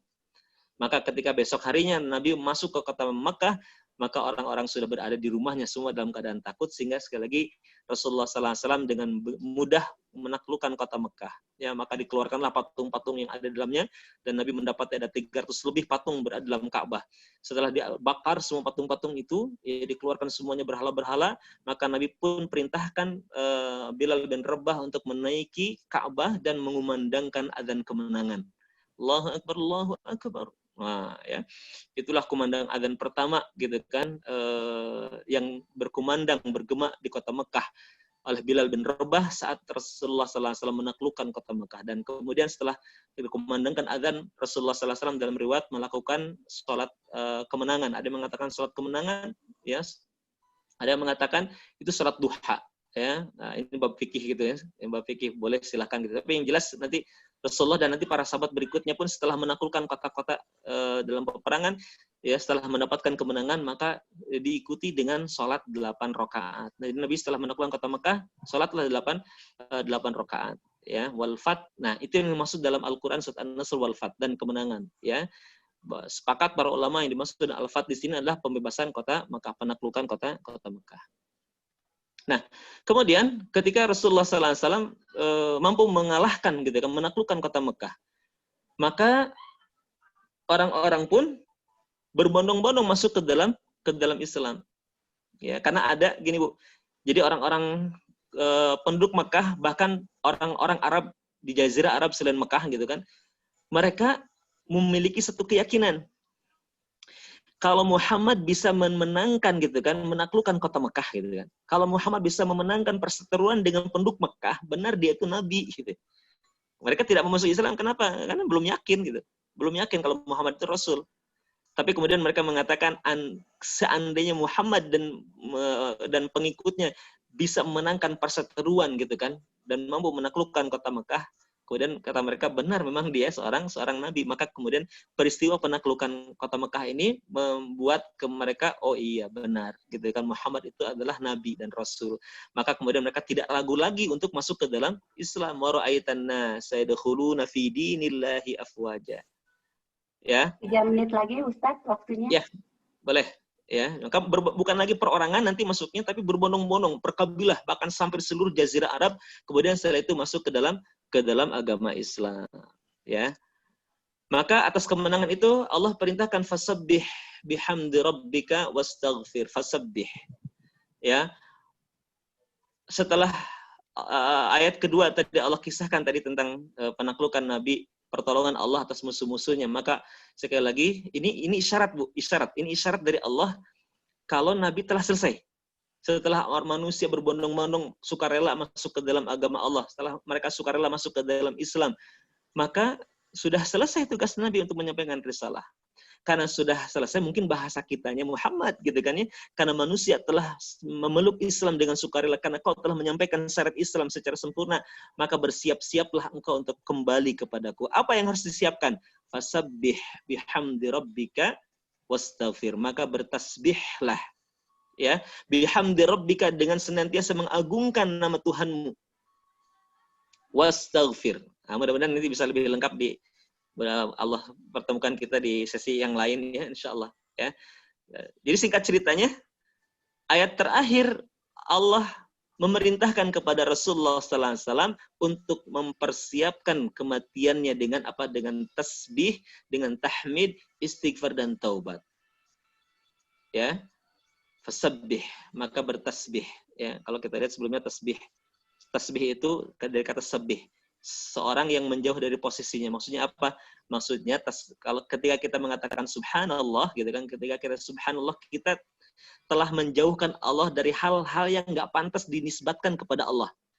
Seperti Allah punya anak, Allah itu maglulah, terbelenggu, Allah itu pelit dan sebagainya. Sabih. Jauhkan Allah dari sifat-sifat yang buruk. Jauhkan Allah dari sifat-sifat yang nggak layak disematkan kepada Allah. Kemudian sandingkan tasbihmu dengan mengagungkan Tuhanmu, dengan meyakini Allah Subhanahu wa taala Maha Kuat, Allah Maha Luas dan seterusnya. Wastaghfir, dan kemudian ikuti dengan istighfar. Ya, innahu kana tawwaba, karena sesungguhnya Ia Maha penerima taubat. Bu, saya lewat saja yang ini. Ya, saya lewat ini, saya langsung yang terakhir ya, bahwa Rasulullah sallallahu alaihi wasallam setelah turun perintah Allah fasabbih bihamdi rabbika wastaghfir. Ya kan, perintah Allah untuk bertasbih, bertahmid, istighfar dan taubat. Maka kata Aisyah radhiyallahu anha, setelah turunnya perintah fasabbih bihamdi rabbika wastaghfir, maka Rasulullah sallallahu alaihi wasallam memperbanyak zikir ini, Bu. Silakan nanti dihafalkan zikirnya dan diperbanyak. Karena zikir ini adalah zikir yang didawamkan oleh Nabi menjelang wafatnya beliau. Jadi setelah turunnya ayat ini, An-Nasr, Rasulullah sallallahu alaihi wasallam memperbanyak zikir ini, Bu. Subhanallahi wa bihamdihi astaghfirullah wa atubu ilaih. Ya, tasbihnya kan subhanallah wa atubu ilaihi. Ya. Jadi kan fasabbih, kan tasbihlah kau kan. Nah, bertasbihnya gimana? Subhanallah. Bihamdi rabbika, bertahmid, wa bihamdi, beristighfarlah, astaghfirullah, dan bertobatlah, wa atubu ilaih. Jadi pengamalannya atas perintah tadi fasabbih bihamdi, kan perintah tuh, pengamalannya oleh Nabi gitu kan, diperbanyak ini Bu, baik dalam salat ataupun di luar salat, subhanallahi wa bihamdihi astagfirullah wa atubu ilaih. Silakan Ibu hafalkan dan perbanyak, dawamkan dalam kehidupan sehari-hari. Ya, subhanallahi wa bihamdihi astagfirullah wa atubu ilaih. Ya, demikian barangkali selesai presentasi yang saya sampaikan kajian kita di surat An-Nasr. Mudah-mudahan nanti ada banyak manfaatnya, dan mohon maaf kalau dalam kajian kali ini banyak kekhilafan ataupun kekurangan. Kesalahannya tentunya dari saya, dan kebenaran mutlak adalah milik Allah Subhanahu wa taala. Demikian barangkali masih ada mungkin pertanyaan. Terima kasih banyak Ustadz, materi yang disampaikan telah mengisi relung hati dan nafas kami. Ibu-ibu solehah dalam paparan Ustadz yang kita simak bersama tadi, beliau alhamdulillah mengingatkan kita pada untuk mengaji dengan benar, yaitu tartil, ini fungsi kerja lisan, paham ayat, ini merupakan fungsi kerja akal, dan tadabbur merupakan fungsi kerja hati. Identikan tadabbur ini tadi pesan Ustadz untuk diri kita sendiri. Dan kajian surat An-Nasr, surat terakhir yang Allah turunkan berisi isyarat ajal Rasulullah SAW yang Allah beritahukan kepada beliau, datangnya kemenangan dan Fathul Makkah merupakan tanda azal beliau. Dapat kita bayangkan dalam surat itu serunya kisah perjuangan untuk mencapai kemenangan pasukan Rasulullah dan pembebasan kota Mekah, begitu besarnya pengorbanan Rasulullah dan para sahabat dalam menyebarkan dakwahnya. Berkat perjuangan dan pengorbanan beliau, nilai-nilai Islam dapat kita nikmati sampai saat ini. Semoga apa yang disampaikan Ustadz dan juga tadi Ustadz berpesan juga dalam surat itu, kita harus selalu berzikir, mengimplementasikan apa yang ada dalam paparan tadi, semoga akan mengendap dalam roh kita untuk kemudian mewujudkan pada perilaku keseharian kita dalam beribadah kepada Allah Subhanahu wa taala. Selanjutnya Ustadz, mungkin ini ada pertanyaan, mungkin ada beberapa pertanyaan. Ustadz, nanti apakah pertanyaan ini satu-satu, tampaknya karena waktu Pak Ustadz, jadi mungkin kita satu-satu dulu saja Pak Ustadz, ya mungkin kalau sudah nanti setelah satu dibacakan dijawab sama Pak Ustadz masih ada waktu, kita buka ke pertanyaan berikutnya. Begitu aja Pak Ustadz? Iya. Baiklah, ini ada pertanyaan yang pertama dari Ibu Emma Amalia.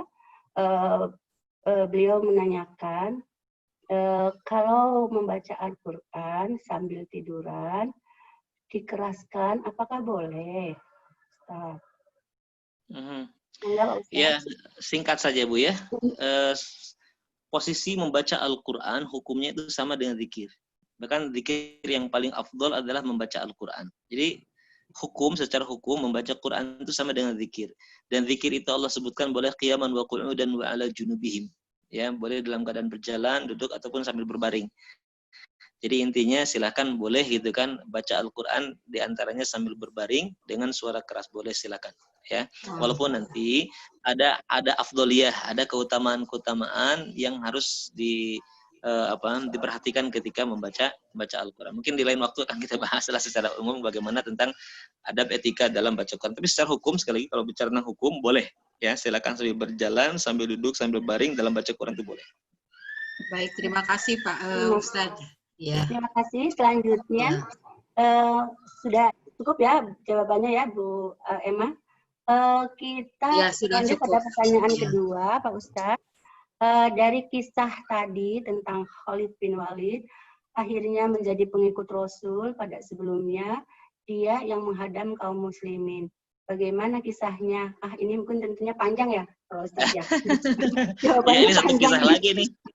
Ini satu kisah lagi. Iya, satu kisah karena lagi, intinya ya kan? nanti iya. Intinya, Bu, ketika penaklukan kota Mekah, akhirnya kemudian semua orang masuk ke dalam Islam. gitu ya, sehingga kemudian nanti Madinah dan kota Mekah menjadi kota haram ya, dua haramain disebut dengan haramain kan, dua kota yang diharamkan. Nah, di antaranya adalah diharamkan berada di kota Madinah dan kota Mekah orang-orang yang musyrik, orang-orang yang non-Islam gitu, nggak boleh masuk ke dua kota suci itu ya. Nah, jadi semua kalangan orang Arab setelah penaklukan kota Mekah itu masuk ke dalam Islam tadi, bahkan berbondong-bondong mereka masuk ke dalam agama Allah. Nah, kisahnya masing-masing punya cerita masing-masing. Abu Sufyan punya cerita sendiri, termasuk diantaranya nanti Khalid bin Walid ya, bahkan kemudian nanti Rasulullah SAW memberi gelar Khalid bin Walid ini sebagai Saifullah ya, pedangnya Allah. Kenapa? Karena Rasulullah SAW tahu kalau Khalid bin Walid ini memiliki keunggulan, keahlian dalam strategi perang. Maka ketika Khalid bin Walid nanti menyerahkan pedangnya gitu kan, aku serahkan seluruh kekayaanku gitu, semuanya kepada Islam, Nabi menerima tapi tidak menerima pedangnya Khalid bin Walid. Dikembalikan pedangnya Khalid bin Walid, sebagaimana kata Nabi, kau dulu dengan pedang ini memusuhi Islam, maka dengan pedang ini maka kau tegakkan kalimat Allah, perangi musuh-musuh Allah. Nah, gitulah kisah singkatnya tentang Khalid bin Walid. Alhamdulillah, walaupun singkat kita sudah dapat jawabannya ya, Ibu Krida. Ini pertanyaan dari Ibu Krida. Mudah-mudahan sudah terjawab penasarannya mengenai kisah tadi Khalid bin Walid. Selanjutnya ini masih ada waktu sedikit, ada pertanyaan lagi Pak Ustadz. Ini pertanyaan terakhir Pak Ustadz ya, karena kita tiga aja kita ambil ini yang kita ambil. Ini pertanyaannya Ustadz, jadi ayat terakhir turun itu kisah surat An-Nasr atau kisah surat Al-Maidah 3? Oh, ayat 3. Iya, tadi sudah dibahas sebetulnya bahwa surat terakhir, bukan ayat Bu ya? Iya. Bukan ayat. Surat terakhir yang utuh Allah turunkan adalah An-Nasr. Al-Maidah itu nggak utuh Bu, jadi cicil gitu. Al-Baqarah juga dicicil gitu kan. Nah, terakhirnya itu Al-Maidah ayat terakhirnya. Nah, kalau surat terakhir yang utuh Nabi turunkan, ya, surat terakhir yang utuh Nabi turunkan adalah An-Nasr, idza jaa nasrullahi wal fath, gitu ya. Baiklah, terima kasih Ustadz, karena waktunya Ibu Fatimah ini masih mau satu lagi masih bisa Ustadz. Ini Ibu Fatimah menanyakan tentang urutan surat Al-Quran, bagaimana siapa yang mengurutkan? Yang mengurutkannya Rasulullah. Rasulullah. Yang mengurutkannya adalah Rasulullah SAW berdasarkan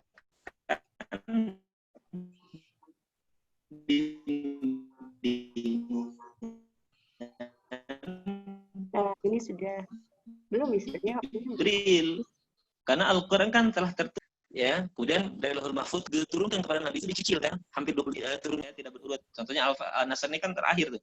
Nah, kemudian bagaimana mengurutkannya? Jibril lah yang menuntun kepada Rasulullah, wahai Muhammad, tempatkan ini di sini, yang ini di sini, turun lagi tempatkan ini di sini, tempatkan di sini. Terus Jibril yang menuntun Rasulullah untuk menempatkan Al-Quran, sehingga kemudian Al-Quran sampai kepada kita seperti sekarang ini. Jadi tidak ada sedikit pun campur tangan Rasulullah SAW dalam penyusunan Al-Quran. Benar-benar murni ini adalah wahyu Allah yang diturunkan kepada Nabi berdasarkan bimbingan malaikat Jibril tadi.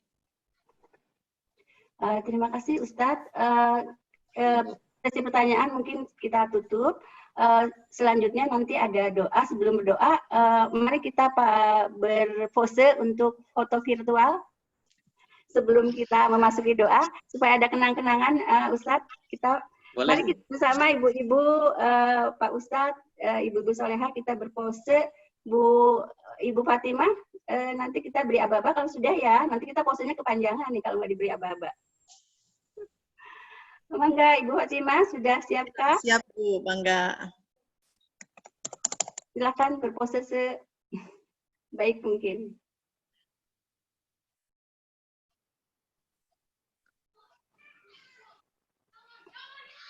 Oke, sudah. Terima kasih, Bu. Terima kasih, Ibu Fatimah. Selanjutnya, Ustadz, mohon ditutup acara kita dengan doa. Kita sebenarnya sampai jam 11, ini sekarang 10.56, 4 menit bisa. Silakan Pak Ustadz untuk menutup dengan doa di acara kajian kita kali ini. Baik, bismillahirrahmanirrahim. Alhamdulillahirabbil alamin, hamdan na'imin, hamdan syakirin, hamdan yuwaffi ni'amahu wa yukafi mazidah. Ya rabbana lakal hamdu kama yanbaghi li jalali wajhikal karim wa 'azimi sultanik. Allahumma ighfir lana wa liwalidina warhamhuma kama rabbawna shighara. Rabbana hab lana min azwajina wa min dhurriyyatina qurrata a'yun waj'alna lil muttaqina imama. Amin. Allahumma arhamna bil Qur'an waj'alhu lana imama wa nuran wa hudan wa rahmah.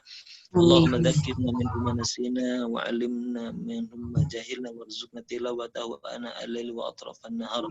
Allahumma ja'alil Qur'ana lana fid dunya qarina wa fil qabri munisna wa fil qiyamati syafi'a wa 'ala sirati nura wa ilal jannati dalila wa minan nari sitran wa hijaba.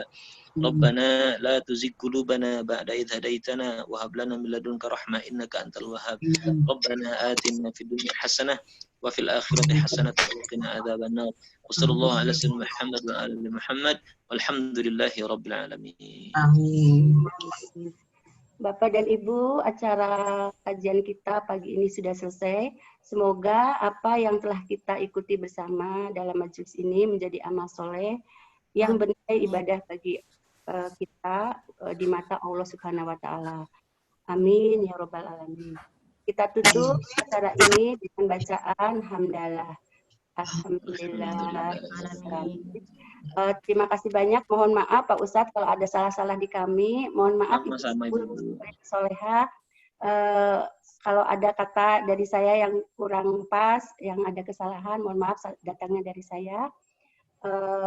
Juga terima kasih tentunya kepada yang sebesar-besarnya pada Pak Ustadz Abu yang sudah berkenan meluangkan waktunya berkumpul dengan kami, men-share, memberikan pencerahan pada kami semua. Terima kasih banyak panitia dari Liga. Semoga kita bisa bertemu lagi di kajian yang akan datang. Terima kasih banyak. Wassalamualaikum warahmatullahi wabarakatuh. Waalaikumsalam warahmatullahi wabarakatuh. Salam sehat Pak Ustadz. Salam sehat. Saya langsung pamit ya Bu ya. Sudah mau habis juga ini. Assalamualaikum. Waalaikumsalam warahmatullahi wabarakatuh. Terima kasih Ibu semua sudah hadir. Insya Allah nanti kita pekan depan akan diadakan kajian online Liga kembali. Tunggu informasi selanjutnya. Hatur nuhun semuanya. Assalamualaikum. Waalaikumsalam warahmatullahi wabarakatuh. Hatur nuhun Bu Dia. Hatur nuhun Bu Fatimah. Sampai jumpa. Ya. Aduh masih sono sebenarnya. Ya. Bella, halo Bu Ella. Halo Bu Dia.